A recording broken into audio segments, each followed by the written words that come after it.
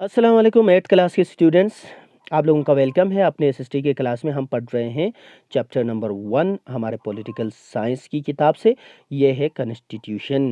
Okay, Indian constitution के बारे में हम पढ़ रहे हैं। तो हमने पढ़ा कि कॉन्स्टिट्यूशन क्या होती है। बुनियादी प्रिंसिपल्स होते हैं, बुनियादी कानून होते हैं, कुछ उसूल होते हैं जिनको फॉलो करके किसी भी कंट्री का लॉ बनाया जाता है। तो हमने पढ़ा कि आमतौर पर जितने भी डेमोक्रेटिक कंट्रीज जो 1900 के बाद से या तो आज़ाद हुए हैं या डेमोक्रेसी में कन्वर्ट हुए हैं मोनार्कीज़ को ख़त्म करके, तो उनके कॉन्स्टिट्यूशन ज़्यादातर रिटन फॉर्म में है। तो इंडिया भी एक डेमोक्रेटिक कंट्री है। 1947 में हम आज़ाद हुए, तो हमारा कॉन्स्टिट्यूशन भी रिटन फॉर्म में ही है। तो ये कॉन्स्टिट्यूशन 1946 को 300 लोगों के जो एक कॉन्स्टिट्यूएंट असेंबली बनाई गई थी, जिसका चेयरमैन जो है डॉक्टर बाबा साहब अम्बेडकर था, उसके चेयरमैनशिप में एक कॉन्स्टिट्यूएंट असेंबली बनाई गई, जिसने तकरीबन 3 साल मेहनत करके कॉन्स्टिट्यूशन को बनाया। तो हमारे कॉन्स्टिट्यूशन के की फीचर्स क्या हैं? नंबर 1 है फेडरलिज्म। फेडरलिज्म क्या है? Federalism means this refers to the existence of more than one level of government in the country. यहाँ पे हमारे यहाँ इंडिया में कहा गया है कि गवर्नमेंट के ज़्यादा लेवल्स होंगे। 2 लेवल्स हैं हमारे यहाँ पे, एक स्टेट गवर्नमेंट, एक सेंट्रल गवर्नमेंट, है ना। और सेंट्रल गवर्नमेंट में पार्लियामेंट्री सिस्टम है, 2 हाउसेस हैं। इसी तरह स्टेट गवर्नमेंट्स के भी 2 हाउसेस होते हैं, है ना। In India we have government at the state level and at the central, and Panchayati Raj भी है विलेज लेवल पर। हाँ, वो मैं कहना पहले भूल गया। The constitution contains lists that details the issues that each tier of government can make laws on. In addition, the Constitution also specifies the where each tier of the government can get money from for the work that it does. All person in Indian government all person in India are governed by laws and policies made by each of these levels of government. तो constitution में ये कहा गया है कि 2 levels of government, जैसे हमने कहा कि पहले तो स्टेट लेवल ऑफ गवर्नमेंट और सेंट्रल लेवल ऑफ गवर्नमेंट है, और उसके बाद गांव के लेवल पर पंचायती राज भी है। ओके, तो ये सारे जो चीज़ें हैं, ये इख्तियारात हैं, ये हमें कॉन्स्टिट्यूशन ने दिया है। और उसके बाद कॉन्स्टिट्यूशन में ये भी डिफ़ाइन है कि ये जो गवर्नमेंट्स हैं, ये क्या कर सकता है, कानून साजी कर सकती है। जैसे लेजिस्लेटिव असेंबली एक है स्टेट में, और लेजिस्लेटिव काउंसिल एक है। तो लेजिस्लेटिव असेंबली जो है वो कानून साजी करती है ना। इसी तरह से हमारा पार्लियामेंट है, लोकसभा, राज्यसभा है। तो लोकसभा और राज्यसभा दोनों मिलके सबसे पहले लोकसभा में किसी बिल को, किसी कानून को लाया जाता है, उस पे बहस होती है, फिर उसको करने के बाद, वहाँ से पास करने के बाद राज्यसभा में जाती है, राज्यसभा में पास हो जाती है, तो उसके बाद प्रेसिडेंट के साइन सिग्नेचर के साथ वो कानून बनता है। ओके, तो हमारे यहाँ हिंदुस्तान में ये सिस्टम है कि फेडरलिज्म का सिस्टम हमारे कॉन्स्टिट्यूशन ने यहाँ पर दिया हुआ है। अच्छा, उसके बाद है यहाँ पे क्या है, पार्लियामेंट्री फॉर्म ऑफ गवर्नमेंट। ये हमारा कॉन्स्टिट्यूशन कहता है कि हमारा जो गवर्नमेंट होगा वो पार्लियामेंट्री फॉर्म ऑफ गवर्नमेंट होगा। The people in India have a direct role in electing their representatives. Also every citizen of the country irrespective of his her social background can contest in elections. तो हमारे यहाँ पे parliamentary system of government में 18 साल से ऊपर के सारे लोगों को क्या है, राइट टू वोट है, यानी यूनिवर्सल फ्रेंचाइजी। 18 साल जिनकी उम्र हुई है उसको हुकूमत बनाने के लिए अपने नुमाइंदे चुनने का हक़ है। तो ये नुमाइंदे जो है किस तरह से चुनते हैं? हम मेंबर ऑफ़ पार्लियामेंट चुनते हैं सेंट्रल गवर्नमेंट के लिए, और हम मेंबर ऑफ़ लेजिस्लेटिव असेंबली चुनते हैं स्टेट गवर्नमेंट के लिए। तो लेकिन ये मेंबर ऑफ़ पार्लियामेंट्स जब पूरी कंट्री से चुन के आते हैं, तो ये अपना एक लीडर चुनते हैं। ओके, तो वो लीडर जो है वो प्राइम मिनिस्टर होता है। अपना एक लीडर चुनते हैं जिस पार्टी को, हमारे यहाँ मल्टी पार्टी सिस्टम है। एक चीज़ वो भी है कि बहुत सारी पार्टी जो है इलेक्शन में कॉन्टेस्ट कर सकते हैं। दुनिया में बहुत सारे कंट्रीज़ हैं जिसमें 2 पार्टी सिस्टम है। जैसे आप कह सकते हैं इंग्लैंड और अमेरिका के जो है वो 2 पार्टी सिस्टम है, और सिंगल पार्टी सिस्टम भी जैसे चाइना में है। Single party system, Chinese communist party ही होती है, और उसके उम्मीदवार ही जो है वो प्राइम मिनिस्टर बनते हैं। अच्छा, इंडिया में जो है वो जितनी भी सारी पार्टियां जो है वो बना सकते हैं। तो हर एक पार्टी अपना उम्मीदवार खड़ा कर सकता है और लोग जो है जिस पार्टी के उम्मीदवार को चाहे उसको वोट दे सकते हैं। उसके अलावा किसी भी पार्टी से ताल्लुक़ ना रखने वाला कोई आज़ाद उम्मीदवार, इंडिपेंडेंट कैंडिडेट भी पार्लियामेंट के लिए कॉन्टेस्ट कर सकता है। लेकिन ये सब जब पार्लियामेंट के लिए चले जाते हैं तो वहाँ पे जो लार्जेस्ट पार्टी, जिस पार्टी को ज़्यादा उम्मीदवार आए, वो अपना लीडर चुनते हैं। उस लीडर को जो है प्राइम मिनिस्टर बना दिया जाता है और अगले 5 साल के लिए वो प्राइम मिनिस्टर रहता है और उस पार्टी की या उस प्राइम मिनिस्टर की हुकूमत रहती है जो हुकूमत को चलाती है। ठीक है, इसी तरह स्टेट में भी है। ओके, हमारे अरेस्ट वाइल जे.एन.के स्टेट में 6 साल की मुद्दत थी। अभी तो जे.एन.के स्टेट को तोड़कर हुकूमत ने 2 यूटीज़ बना दिए, जिसमें यूनियन टेरिटरीज़ में कोई लेजिस्लेटिव पावर नहीं होती है। यहाँ पर सेंटर का एक रिप्रेजेंटेटिव होता है जो सब कुछ हुकूमत का काम जो है वो सेंटर के ऑर्डर्स के हिसाब से चलाता है। तो हमारे जे.एन.के यूटी और लद्दाख यूटी दोनों में एक लेफ्टिनेंट गवर्नर है जो असल में सेंट्रल गवर्नमेंट का एक रिप्रेजेंटेटिव है, जो यहाँ पे इंतज़ामिया जो है वो चलाता है। ओके, तो लेकिन जब ये स्टेट था तो उस वक़्त हमारे जे.एन.के लेजिस्लेटिव असेंबली के लिए एक MLA, member of legislative assembly, यहाँ से चुन के जाता था। करगिल से 2 मेंबर ऑफ लेजिस्लेटिव असेंबलीज़ और लेह से 1 मेंबर ऑफ लेजिस्लेटिव असेंबली चुन के जाते थे। तो वहाँ पर जाके ये फिर वही सिस्टम है जिस तरह पार्लियामेंट्री सिस्टम में था। जितने भी एमएलएज़ आएंगे और जिस पार्टी के एमएलए ज़्यादा होंगे वो अपना एक लीडर चुनेगा और वो लीडर जो है वो चीफ मिनिस्टर बनता है। इसी तरह से तकरीबन तमाम स्टेट्स में ऐसा ही सिस्टम है। जबकि यूनियन टेरिटरीज़ में ऐसा होता है कि यूनियन टेरिटरीज़ में सेंटर के रिप्रेजेंटेटिव्स ही काम करते हैं। लेकिन कुछ यूनियन टेरिटरीज़ हैं जिसमें लेजिस्लेटिव एक असेंबली भी होता है, जिसको लेजिस्लेचर का यानी कानून साजी का इख्तियार दिया गया है। कुछ एक यूनियन टेरिटरीज़ हैं।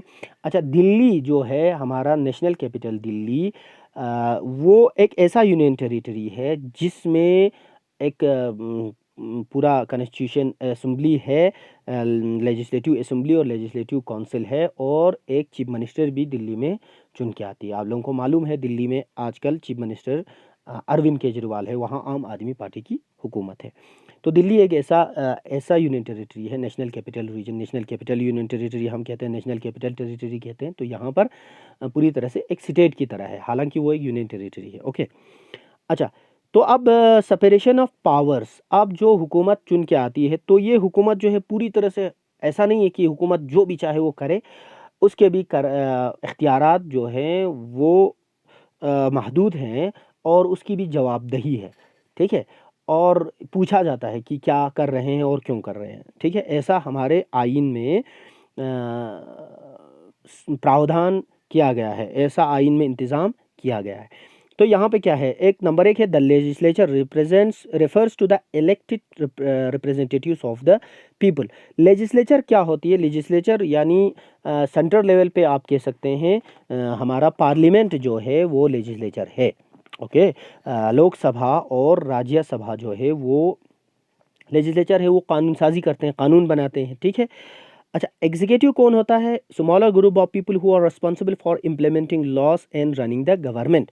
तो जो सेंटर लेवल पे प्राइम मिनिस्टर और उसके कैबिनेट मिनिस्टर्स, उसके मिनिस्टर्स सब मिला के हम उसको एग्जीक्यूटिव कहते हैं, जो कानून को चलाते हैं और एक ख़ास मुद्दत के लिए, 5 साल की मुद्दत के लिए उनके पास इख्तियार होता है कि वो किस तरह से हुकूमत के काम को संभाले, मुल्क को संभाले। ओके, इसी तरह स्टेट में भी होता है। जैसे हमने कहा कि अरेस्ट वाइल जे.एन.के में 6 साल की मुद्दत थी, 5 साल की बजाय 6 साल के लिए चीफ मिनिस्टर चुन के आता था और उनका इख्तियार होता था कि किस तरह से हुकूमत को चलाए। लेकिन वो अपनी मनमानी नहीं कर सकते, वो कॉन्स्टिट्यूशन के हिसाब से ही जो कानून बने हैं उसके हिसाब से ही हुकूमत को चला सकते हैं। उसके अलावा कानून के ख़िलाफ़, आइन के ख़िलाफ़ वो नहीं जा सकते। अच्छा, उसके बाद है तीसरा जो है जमहूरियत का तीसरा सुतून, जिसको जुडिशरी कहा जाता है, refers to the system of courts in India. तो हर एक डिस्ट्रिक्ट लेवल पे कोर्ट है, बल्कि सब डिवीज़न लेवल पे कोर्ट है, उसके बाद डिस्ट्रिक्ट लेवल पे कोर्ट है, उसके बाद स्टेट लेवल पे कोर्ट होते हैं। स्टेट लेवल का जो हाई कोर्ट होता है, जैसे हमारे यहाँ जम्मू कश्मीर हाई कोर्ट है। उसके बाद ऑल इंडिया लेवल पे एक एपेक्स कोर्ट है, सबसे बड़ा कोर्ट है, जिसे सुप्रीम कोर्ट कहते हैं। तो ये लोग क्या करते हैं, अगर हुकूमत कानून के ख़िलाफ़, आइन के ख़िलाफ़ कोई काम करे तो उसका एक्शन लेती है। इसके अलावा हुकूमती एग्जीक्यूटिव्स इदारे जो हैं वो अगर कानून के ख़िलाफ़ कोई काम करे, इसके अलावा आम लोग जो है वो आइन के ख़िलाफ़, कानून के ख़िलाफ़ कोई काम करे, उन चीज़ों को वो लोग देखते हैं और वहाँ पर इंसाफ़ दिलाते हैं। तो हमारे जमहूरियत की 3 सुतून ये हैं, लेजिस्लेचर, एग्ज़ीक्यूटिव और जुडिशरी, ये कहा गया है। अच्छा, यहाँ पर एक बात मैं कहूँ कि जो मीडिया है, जर्नलिज़्म है, जर्नलिस्ट्स हैं, इसको, मीडिया को जमहूरियत का चौथा सुतून माना जाता है, ऐसे कहते हैं। लेकिन कॉन्स्टिट्यूशन में नहीं, ऐसे ऐसे मतलब कहा जाता है कि मीडिया जो है वो जमहूरियत का चौथा सुतून है। क्यों है मीडिया जमहूरियत का चौथा सुतून है? अगर मीडिया बायस्ड ना हो, अगर मीडिया सही तरीके से, ईमानदारी से अपना काम करे, और तो वो मसाइल को सामने लाता है लोगों के। अगर हुकूमत कुछ गलती कर रही है तो हुकूमत की गलतियों को भी सामने लाता है। अच्छा, हुकूमत के इदारों की, हुकूमत के एग्जीक्यूटिव्स की, हुकूमत के जो ऑफिसर्स हैं, उनकी गलतियों को, उनको वो सामने लाता है। तो उससे क्या हो जाती है, एक तो आवाम को अवेयरनेस हो जाती है, और दूसरा जो है उससे लोगों को इंसाफ दिलाने में मदद मिलती है। अच्छा, कोर्ट को पता चलता है तो कोर्ट उस पर एक्शन लेती है। तो अगर जर्नलिज़्म हेल्दी जर्नलिज़्म हो, अनबायस्ड जर्नलिज़्म हो, आज़ाद जर्नलिज़्म हो, तो ऐसा जो है हुकूमत को वो आड़े हाथों ले सकती है। इसीलिए जमहूरियत का चौथा सुतून कहा जाता है। जमहूरी मुल्कों में मीडिया आज़ाद होती है। लेकिन आम तौर पर ये देखा जाता है आजकल के दौर में कि बहुत सारे कंट्रीज़ में आप देखें, हुकूमत जो है वो मीडिया को कंट्रोल करती है, किसी एक तरीके से या दूसरे तरीके से, ओके? बहुत सारे कंट्रीज़ में ऐसा है कि मीडिया को बिल्कुल आज़ाद नहीं रखा गया है, बल्कि हुकूमत जो है वो जिस खबर को चलाना चाहती है, जिस तरह की खबरों को जिस तरीके से चलाना चाहती है, वैसे ही चलवाती है। वो उनसे वैसे ही खबरें कवर करने को कहते हैं। वे जो उन मसाइल से हुकूमत की बदनामी हो, हुकूमत की कोई गलती निकलती हो, उसको बाहर आने नहीं दिया जाता है, मीडिया में आने नहीं दिया जाता है, जैसे चाइना में हम देखते हैं। अच्छा, उसके अलावा कुछ और तरीके हैं, जैसे क्या करती है हुकूमत, मीडिया हाउसेस को कंट्रोल करती हैं। जैसे मतलब टीवी के चैनल्स के मालिकों को या अखबार के मालिकों को, उन कंपनीज़ को कंट्रोल करती है। अच्छा, उन्हें रिश्वतें देती हैं। उस तरीके से वो करके क्या करती है हुकूमत, ऐसे बातें चलाते हैं कि बस सिर्फ़ हुकूमत की ही तारीफ़ हो, हुकूमत की गलती को कहीं वो लोग नहीं दिखाएँ। ठीक है? हुकूमत जहाँ पे गलती करेंगे उनको बिल्कुल नहीं दिखाते हैं। हुकूमत में जो आदमी है, हुकूमत के जो लोग हैं, उनको बहुत ही सुपर ह्यूमन तरीके से पेश करने का एक तरीका है। ये सिस्टम जो है वो प्रोपेगेंडा कहलाता है। वो ये प्रोपेगेंडा वेस्ट से जो है इन्होंने शुरू किया, वेस्टर्न कंट्रीज़ में बहुत ज़्यादा चलता है। जैसे आप देखें, दुनिया के बड़े-बड़े टीवी चैनल्स हैं, सीएनएन है, बीबीसी है, ये लोग क्या करते हैं, ये लोग हुकूमतों के कॉज़ को या बड़े-बड़े जो कंपनीज़ के कॉज़ को, बड़े कंट्रीज़ के कॉज़ को, वो लोग उसको प्रमोट करते हैं। आम लोगों को ग्राउंड में क्या मुसीबतें आ रही हैं, क्या मुश्किलात आ रहे हैं, उनको वो लोग नहीं दिखाते हैं। ओके? तो अच्छा, उसके बाद है फंडामेंटल राइट्स, जो हमारा कानून जो है फंडामेंटल राइट देता है, कुछ बुनियादी हमें हुकूक देती हैं, लेकिन साथ में हमारे ऊपर कुछ ज़िम्मेदारियाँ भी आयद करती हैं। ठीक है? तो अभी देखें, फंडामेंटल राइट्स क्या हैं हमारे यहाँ पे? फंडामेंटल राइट्स है राइट टू इक्वालिटी। ये कहता है कि हर एक इंसान जो है कानून की नज़र में बराबर हैं, irrespective of their religion, caste और सेक्स। यानी मर्द औरत का फ़र्क नहीं है, हिंदू मुसलमान सिख ईसाई का फ़र्क नहीं है, कोई कास्ट नहीं है कानून की नज़र में। ऐसा नहीं कि बड़े कास्ट वाले लोगों के कानून जो है वो ज़्यादा सुरक्षा दे और छोटे कास्ट वालों को जो है वो कानून की नज़र में वो लोग कुछ कम कीमत हों, ऐसा नहीं है। लेकिन हाँ, ये बात हकीकत है कि हुकूमतें जो है इन आइन के उसूलों पर बहुत कम उतरती हैं। बहुत बार ऐसा होता है, ठीक है? हमारे अपने कंट्री में भी आप देख लें, छोटे कास्ट वालों के लोगों के ऊपर, गरीबों के ऊपर बहुत ज़्यादा जुल्म होते हैं। जो स्ट्रॉन्ग तबका है, जो अमीर तबका है, वो लोग हुकूमतों में ज़्यादा इन्फ्लुएंस रखते हैं, तो उन लोगों की बातें ज़्यादा चलती हैं। ये भी हकीकत है। राइट टू फ्रीडम, हर एक को अपनी आज़ादी है। किस चीज़ की आज़ादी है? स्पीच की, अपनी बात रखने की आज़ादी है, एक्सप्रेशन की, जो वो सोचता है उसको करने की आज़ादी है, अच्छा, एसोसिएशंस बनाने की आज़ादी है, और कंट्री के किसी भी हिस्से में रहने और वहाँ से वहाँ पर अपना घर बनाने, कोई भी पेशा इख्तियार करने, कोई भी ऑक्यूपेशन इख्तियार करने, कोई भी ऐसा काम करने के लिए जो कानूनी हो, वो करने का इख्तियार है। लेकिन ऐसा होता है कि जब सही तरीके से अगर हुकूमत ना चले, या हुकूमत जो है इन चीज़ों के ऊपर सही तरीके से ना चले, तो ऐसा होता है कि एक्सट्रीमिस्ट जो है वो हावी हो जाते हैं, और लोगों के इस राइट टू फ्रीडम या ऑफ स्पीच या right to freedom of expression है, उस पर भी कतगन लगाई जाती है। जैसे हम देखते हैं मिसाल के तौर पर बहुत सारे ऐसे लोग हैं या ऐसे एसोसिएशंस हैं जो इन चीज़ों के ऊपर बात करते हैं कि इस तरह की बातें करने वाले जो है एंटी नेशनल होते हैं, ये है वो है, इस तरह की चीज़ें हैं जो आप आजकल मीडिया में देखते हैं, ठीक है। अच्छा, तो राइट अगेंस्ट एक्सप्लॉयटेशन, तो कॉन्स्टिट्यूशन जो है वो एक्सप्लॉयटेशन से मना करता है। एक्सप्लॉयटेशन क्या होता है? किसी का बेजा इस्तेमाल, ठीक है। जैसे ह्यूमन ट्रैफिकिंग है, पहले ज़माने में लोगों को ग़ुलाम बना के पकड़ के लेके जाते थे, ग़ुलाम बना के अंग्रेज़ लोग जो है, इन्होंने कई सदियाँ यूरोपियंस और इंग्लैंड के लोगों ने कई सदियाँ जो है लोगों को ग़ुलाम बना के इस्तेमाल किया है। तो हमारा इंडियन कॉन्स्टिट्यूशन जो है इससे मना करता है, कोई किसी का ग़ुलाम नहीं है। अच्छा, फोर्स्ड लेबर आप नहीं कर सकते, यानी पकड़ कर आपको मजबूर करके काम नहीं करवा सकते, ओके। और 14 साल से छोटे की उम्र के बच्चों से काम नहीं लिया जा सकता, ये हमारा इंडियन कॉन्स्टिट्यूशन का एसेंस है, ओके। लेकिन आप देखते हैं मसलन हमारे पड़ोसी कंट्री में, चाइना में, वहाँ पे फोर्स्ड लेबर होता है, लोगों को पकड़ पकड़ के लेके जाते हैं और फैक्ट्रीज़ में फोर्स्ड लेबरिंग उनसे की कराई जाती है। ये आप देख सकते हैं अखबारों में, मीडिया पर आप देख सकते हैं, ओके।